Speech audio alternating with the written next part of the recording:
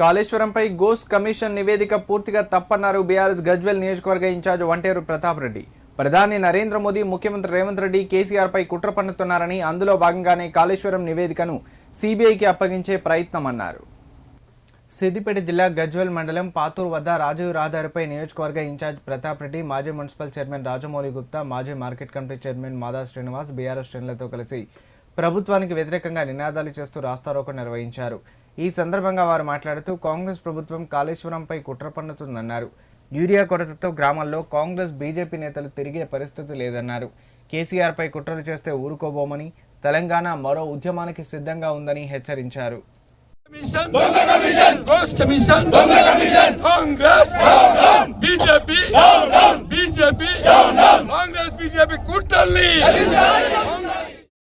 తెలంగాణ రాష్ట్రాన్ని సాధించినటువంటి వ్యక్తి గౌరవనీయులు కేసీఆర్ గారిపై బీజేపీ, కాంగ్రెస్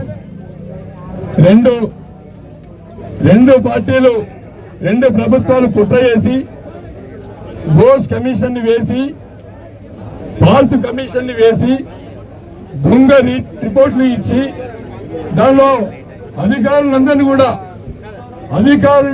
కూడా తప్పించి ఒక కేసీఆర్ గారిని, ఒక హరీష్ రావు గారి మీదనే కుట్ర చేసి కాళేశ్వరం ప్రాజెక్టును నిర్వీర్యం చేసే ప్రయత్నం జరుగుతూ ఉంది.